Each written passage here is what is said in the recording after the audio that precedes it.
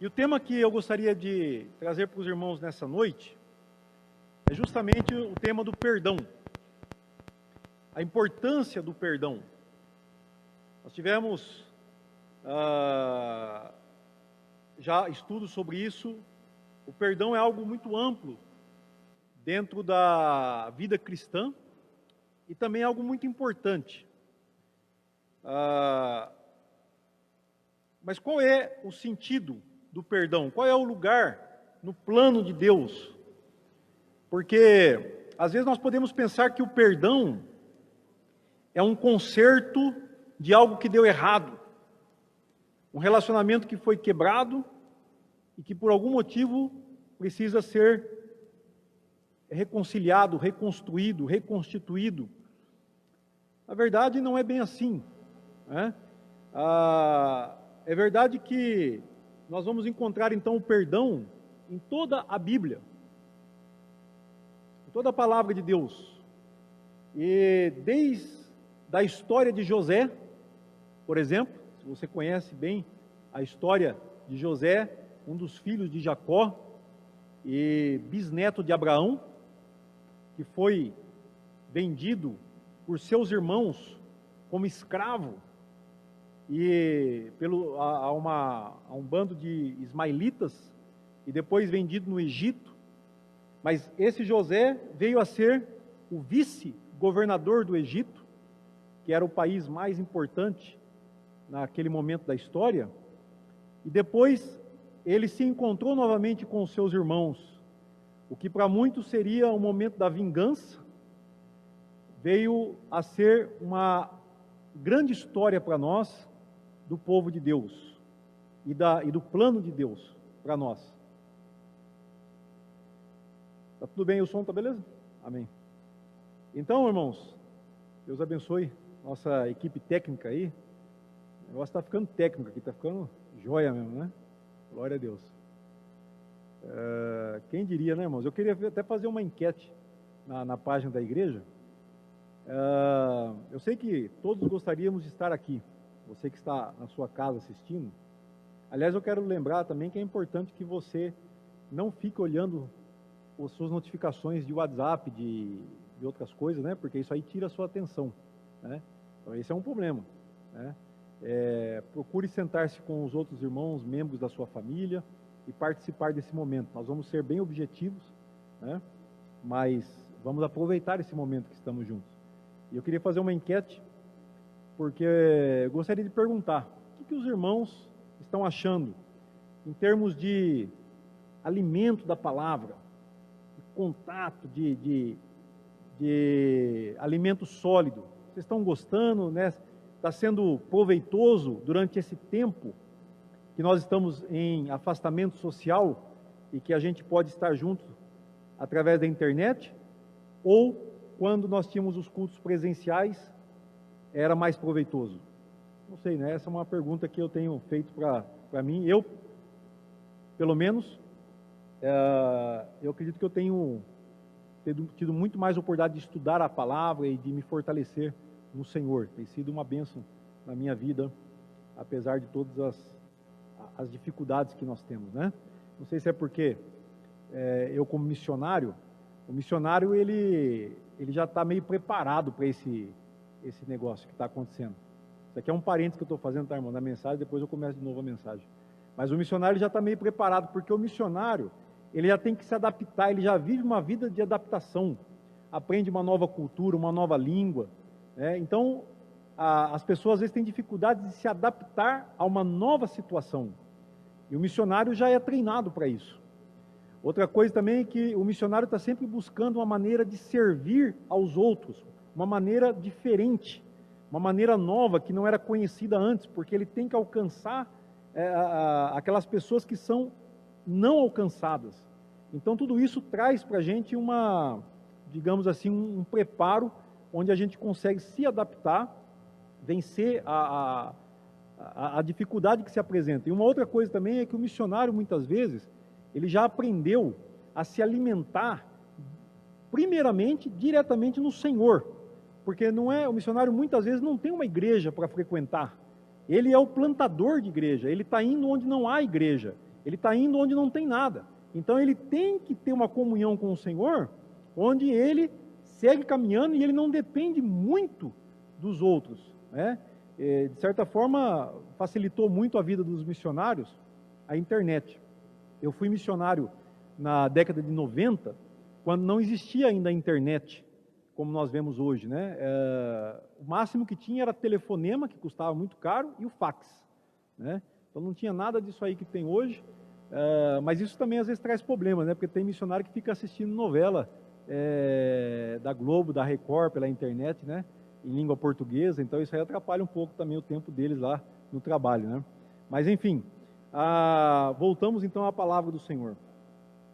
Então, irmãos, o perdão, ele é algo que está na Bíblia, como nós estávamos dizendo, começou essa história de José, e para mim, ela vai até, para a gente entender o perdão, as cartas de Paulo.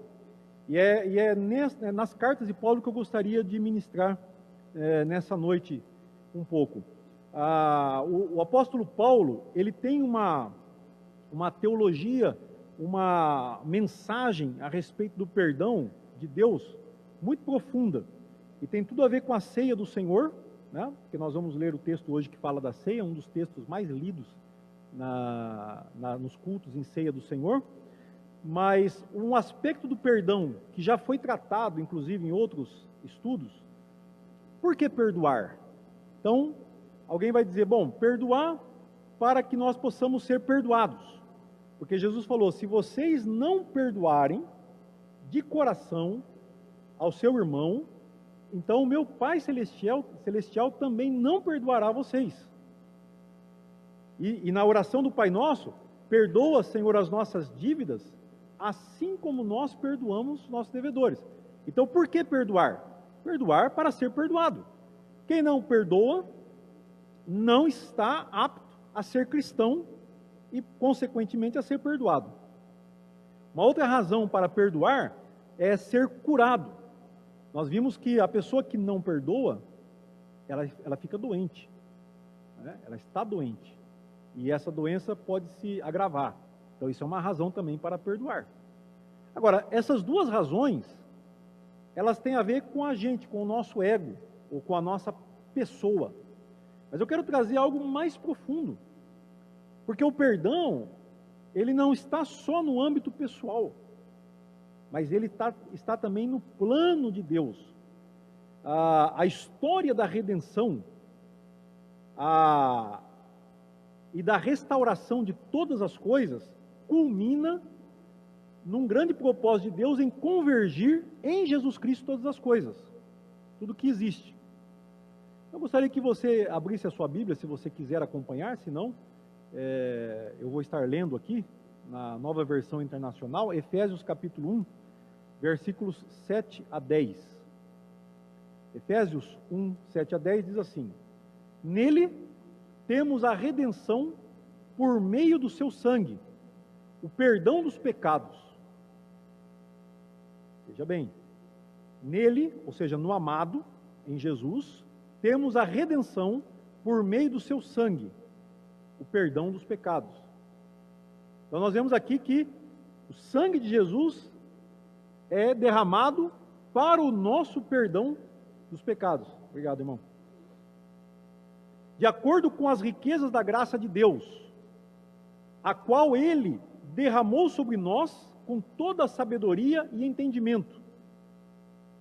Efésios, agora, estou lendo o verso 8. Com toda a sabedoria e entendimento nos revelou o mistério da sua vontade, de acordo com o seu bom propósito que Ele estabeleceu em Cristo. Então lembre-se que eu falei no começo, que o propósito de Deus estabelecido em Cristo é desde antes da criação do mundo. Quando Deus criou o mundo, Ele já tinha esse propósito. Então o perdão já era plano de Deus.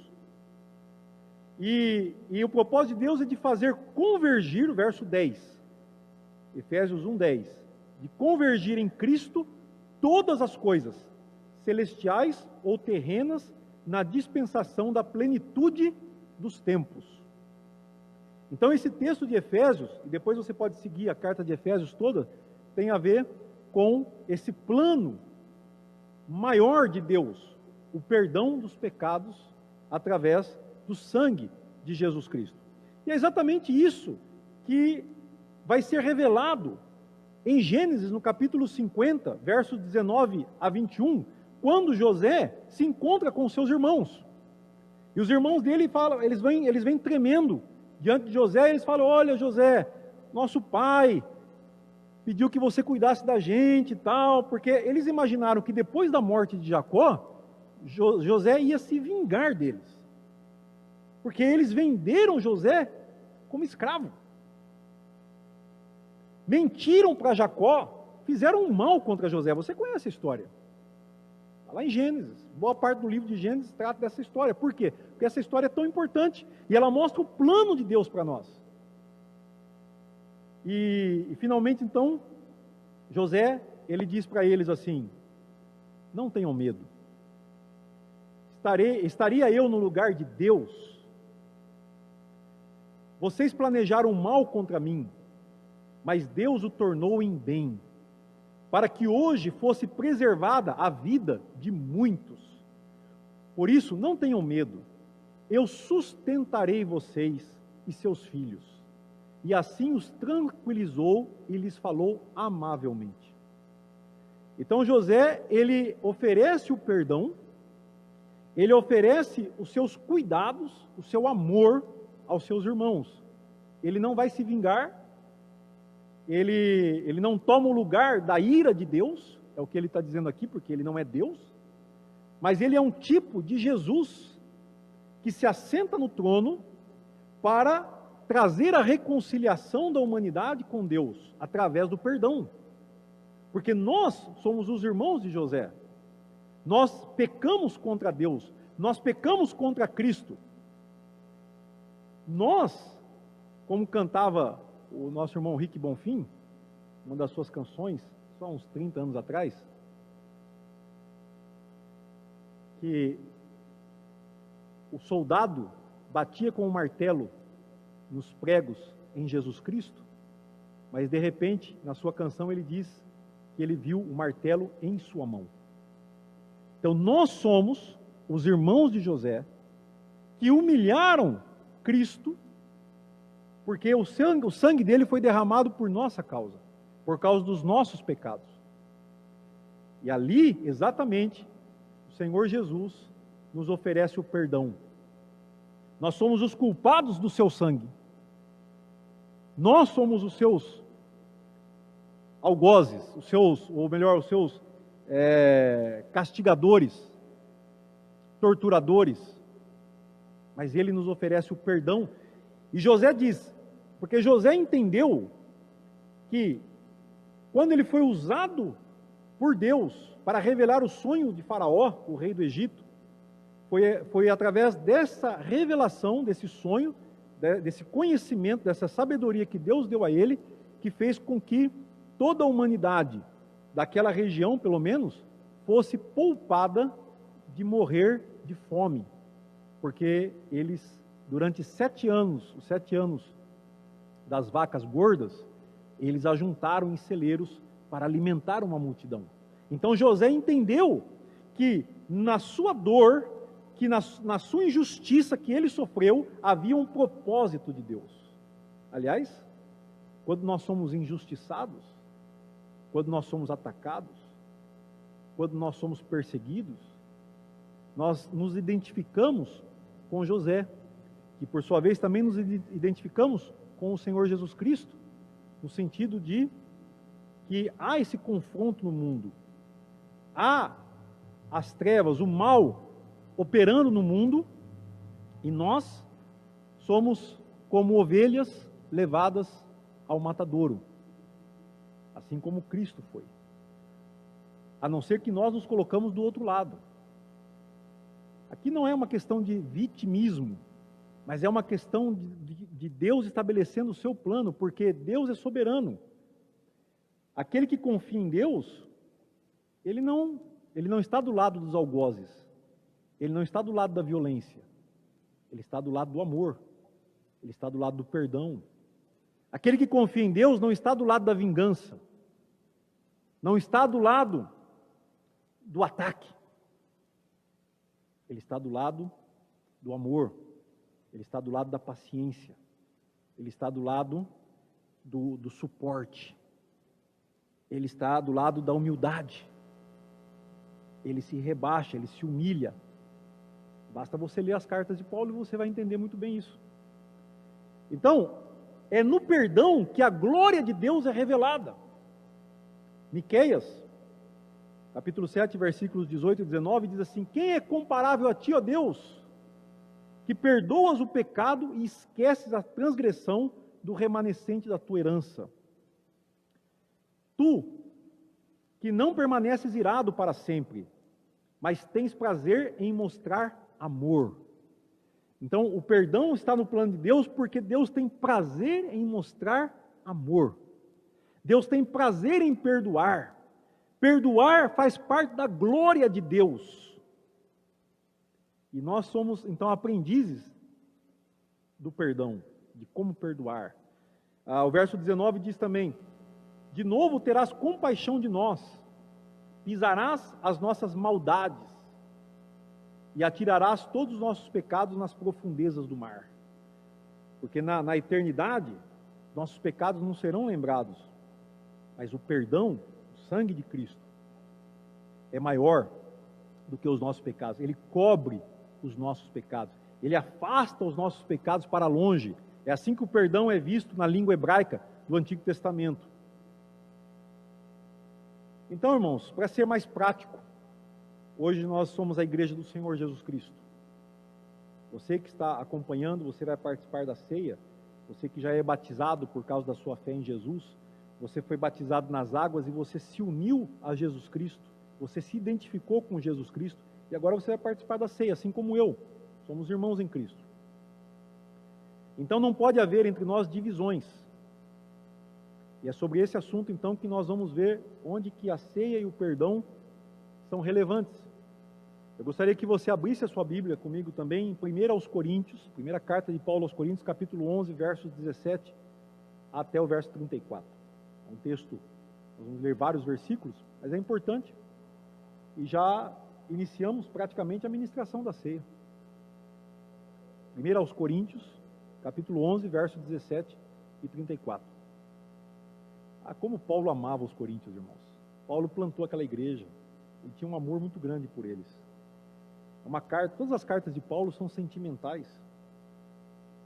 E a carta de Paulo, a primeira carta de Paulo aos Coríntios, assim como a segunda, você vê o sentimento de Paulo pelos coríntios. Então ele diz assim, verso 17: entretanto, nisto que vou dizer, não os elogio. Ele tinha feito outros elogios durante a carta. Ele já tinha também puxado a orelha, chamado a atenção. Tem tudo a ver aqui com o que nós estamos vivendo. Mas nisso eu não vou elogiar vocês, ele está dizendo. Pois as reuniões de vocês mais fazem mal do que bem.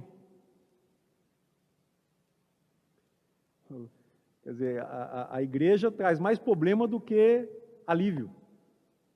Tem gente que não frequenta a igreja por causa disso, irmãos. Eu não vou na igreja para ter problema.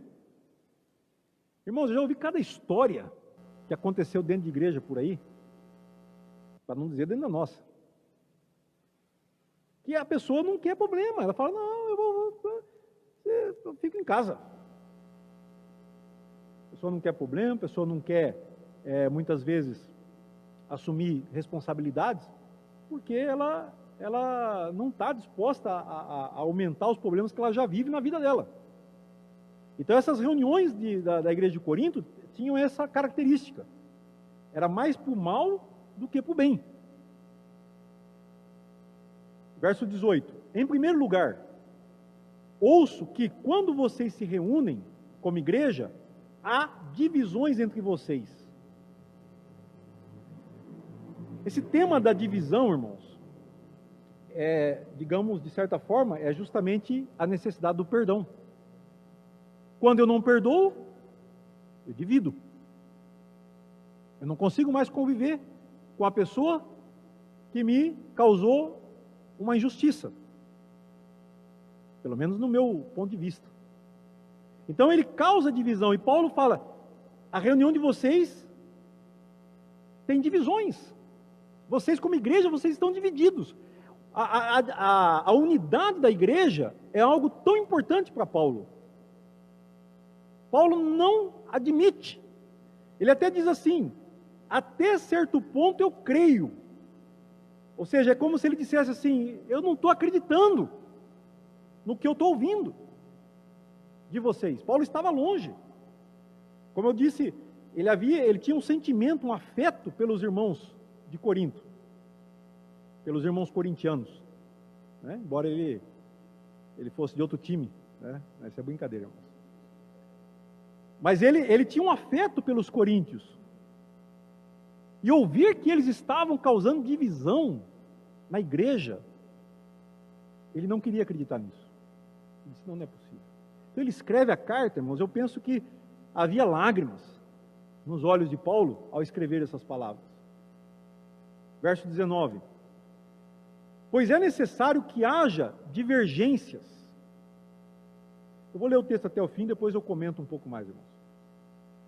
É necessário que haja divergências entre vocês, para que sejam conhecidos quais entre vocês são aprovados. Verso 20. Quando vocês se reúnem, não é para comer a ceia do Senhor, porque cada um come a sua própria ceia sem esperar pelos outros. Assim, quando um fica com fome, outro se embriaga. Será que vocês não têm casa onde comer e beber? Ou desprezam a igreja de Deus e humilham os que nada têm? Em outras palavras, humilham os pobres. Que direi? Eu os elogiarei por isso? Certamente que não. Verso 23. Pois recebi do Senhor o que também entreguei a vocês, que o Senhor Jesus, na noite em que foi traído, tomou o pão e, tendo dado graças, partiu e disse, esse é o meu corpo que é dado em favor de vocês, façam isto em memória de mim. Da mesma forma, depois da ceia, ele tomou o cálice e disse, este cálice é a nova aliança no meu sangue, façam isso sempre que o beberem em memória de mim. Porque sempre que comerem deste pão e beberem deste cálice, vocês anunciam a morte do Senhor, até que ele venha. Verso 27. Portanto, todo aquele que comer o pão, ou beber o cálice do Senhor indignamente, será culpado de pecar contra o corpo e o sangue do Senhor. Verso 28. Examine-se cada um a si mesmo, e então coma do pão e beba do cálice. Pois quem come e bebe sem discernir o corpo do Senhor, come e bebe para a sua própria condenação. Por isso há entre vocês muitos fracos e doentes, e vários já dormiram. Mas se nós tivéssemos o cuidado de examinar a nós mesmos, não receberíamos juízo. Quando, porém, somos julgados pelo Senhor, estamos sendo disciplinados, para que não sejamos condenados com o mundo. Glória a Deus por isso. Verso 33. Portanto, meus irmãos, quando vocês se reunirem para comer, esperem uns pelos outros. Se alguém estiver com fome, coma em casa, para que quando vocês se reunirem, isso não resulte em condenação. Quanto ao mais, quando eu for, darei instruções a vocês. Paulo, ele é o fundador da igreja, e ele é, ao mesmo tempo, alguém que está pastoreando aquela igreja. É interessante que a igreja de Corinto, quando você lê a carta primeiro aos Coríntios, não é uma igreja, ele não se dirige ao pastor da igreja, a igreja não tem um pastor. A igreja, tanto é que depois desse texto do capítulo 11, ele vai entrar no capítulos 12 a 14, falando dos dons espirituais que são exercidos dentro da igreja. Esse é o nosso assunto para a próxima escola de servos, para a próxima semana de servos. Estamos aí nessa toada, né? Então, dons e ministérios. Porque não é uma igreja que tem uma figura. Aliás, Paulo, na carta aos Coríntios, ele está justamente tratando contra que as pessoas ficam dependentes de uma figura. Eu sou de Paulo, eu sou de Apolo, eu sou de Cefas, eu sou de Cristo. É importante entender que a cidade de Corinto, ela era uma colônia romana. E havia um tipo de sociedade naquela época, naquele lugar, que eram os patronos e os clientes. Os patronos eram pessoas que tinham poder social e os clientes eram pessoas que tinham que obedecer às diretrizes que os patronos davam.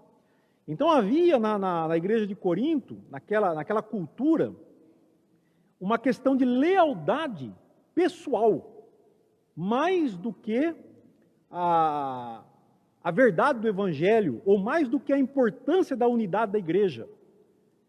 E Paulo está justamente chamando a atenção da igreja, dizendo, irmãos, o que é que causa divisão entre vocês? Então, essa divisão, que muitas vezes ela não é resolvida onde não há perdão. Por exemplo, ele fala que vocês trazem as suas divisões para dentro da igreja. Em outras palavras, é isso que ele está dizendo. Vocês têm suas divisões na sociedade. Lá, uns se acham sábios. Onde está o sábio? Onde está o escriba desse mundo? Deus tornou a sabedoria dos homens loucura. A loucura de Deus é mais sábia que a sabedoria dos homens. Isso está lá no primeiro capítulo de Corinto, da carta aos Coríntios. Então Paulo está desfazendo essa ideia de que um é mais importante que o outro dentro da igreja. E ele diz, tudo bem que haja alguns partidos entre vocês e que vocês discutam algumas coisas, porque isso também vai mostrar quem está sendo aprovado. De certa forma, ele diz, olha, isso vai trazer à tona a verdade. Quem está certo, quem está errado. Mas tem que haver o perdão. É como, por exemplo, como é que nós vamos conviver como igreja, irmãos? Como é que nós vamos ser igreja se nós não toleramos críticas? A crítica tem que ser feita com amor. E com objetivo, com propósito. A crítica não é para destruir o irmão, não é para atacar o irmão, atacar a pessoa. A crítica, ela deve ser algo que ajuda no aperfeiçoamento, ajuda na santidade, na santificação da igreja. Criticar é importante, mas desde que seja com amor. Paulo está exortando com amor, de uma maneira fraternal e pessoal. E isso deveria ser algo comum dentro da igreja. Também nós vemos desse texto que nós não podemos sustentar partidos ligados a pessoas. Lealdade do cliente ao patrono, como eu disse. O evangelho também não pode se contrapor a nenhuma ideologia política. Nós temos que entender, irmãos, que no contexto da carta de Paulo aos Coríntios, não era uma democracia. Eles eram colônia de Roma, a cidade de Corinto. Era uma cidade na Grécia, que ficava entre dois portos importantes, um virado para o Oriente, outro para o Ocidente. E ali, eles não tinham escolha, eles tinham que se submeter. Quem era nascido escravo, e Paulo fala sobre isso no capítulo 7, você nasceu escravo, se você pudesse se libertar, liberte-se, mas se não, você agora não é mais escravo dos homens, você é um servo de Jesus Cristo. E você que é livre, também não deve abusar dos seus irmãos em Cristo, que são escravos. A diferença social, ela vai continuar existindo, mas a ideologia política desse mundo, ela está destinada ao fim. Esse mundo vai acabar. Toda a ideologia política que o mundo criou está acabando. É o reino de Jesus que virá. Você vai ver também sobre o reino, a ressurreição, a morte será vencida no capítulo 15 de Corinto. Estou dando aqui um contexto maior do livro, da carta de Paulo aos Coríntios, e mostrando onde é que a gente pode tirar maior proveito da mensagem que Paulo nos traz. Quando há divisões e falta de perdão, nós podemos pensar em dois aspectos que são muitas vezes difíceis de conciliar, que é a verdade e a paz. Como missionário entre os africanos, eu aprendi bem a diferença dessas duas coisas. Por exemplo, o africano, muitas culturas africanas, eles preferem manter a paz, não dizendo a verdade. É exatamente isso. Se a verdade vai causar uma divisão, então não se diz, não se fala, porque a paz é mais importante. Só que aí você muitas vezes está vivendo uma situação de mentira. Então conciliar a verdade e a paz é um dilema. E ele é resolvido no perdão. Porque se você me disser uma verdade que eu não gostei, eu já te perdoo. Porque também é a tua verdade. Nós vamos, como nós vimos um texto ontem, nós estávamos lendo em Provérbios 18, 17, né? O que levanta primeiro o assunto parece ter razão, mas aí vem o outro e examina aquilo que está sendo dito. E se eu tiver errado, eu tenho que mudar a minha opinião. O problema é que tem muita gente que não dá o braço a torcer. Mesmo quando a sua opinião está clara que ela não pode se sustentar. De qualquer forma, mesmo que nós não mudemos a nossa opinião, mesmo que nós sigamos com partidos diferentes dentro da igreja, Jesus tinha zelote e tinha publicano entre os seus discípulos. E eles conviveram. Eu creio num evangelho, numa igreja, que pode ter sim pessoas de um partido de direita e outro partido de esquerda convivendo juntos. Porque aqui nós somos um em Cristo Jesus. E se nós trouxermos as nossas divisões políticas para dentro da igreja e causarmos a divisão da igreja, aí é o que Paulo está dizendo. Nós não estamos discernindo o corpo. Então nós temos que perdoar o irmão que pensa diferente de mim. Pensa diferente, ok? Mas vamos seguir juntos na unidade da igreja, em Cristo Jesus. Um quer pintar a igreja de uma cor, outro quer pintar a igreja de outra cor. Bom, é por isso que os batistas são congregacionais. Faz uma assembleia e decide a cor da igreja. O problema é que às vezes, né, nós vamos ficar aqui discutindo talvez 1 hora que cor vai pintar a igreja, enquanto tem coisa mais importante para se discutir. Então precisa também ter direção. Acende a luz, não acende a luz, apaga a luz. Então são essas coisas que não podemos perder tempo com isso. O nosso tempo tem que ser com a palavra, o ensino. Nós temos que usar o nosso tempo não para falar dos outros, para fazer fofoca. Nós temos que usar o nosso tempo para nos alimentar da palavra, porque o tempo é curto. Então, se nós participarmos da ceia indignamente, ou seja, causando divisão no corpo, sem discernimento, sem examinar. Então, irmãos, para irmos mais, de certa forma, afunilando e concluindo essa mensagem. Esses irmãos, Paulo fala, eles estavam com problema, estavam doentes, uns já tinham morrido. E Paulo falou, olha, porque dentro do plano maior de Deus, o que Deus não quer é a divisão no corpo, divisão na igreja. Deus não quer isso. Então, para que eu não cause divisão no corpo, o que é que eu tenho que fazer? Perdoar. O perdão, não tem outro caminho. A mesa do Senhor é a mesa do perdão. Eu quero ser perdoado, eu preciso ser perdoado, então eu preciso também perdoar.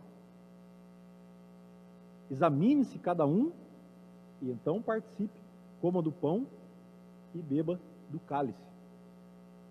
Se nós tivermos que ser disciplinados, a disciplina do Senhor não é para a morte, ela não é para a condenação. Nós não seremos condenados com o mundo, porque o Senhor nos disciplina como filhos. Então, irmãos, vamos comer sem medo. José falou para os seus irmãos, não tenham medo.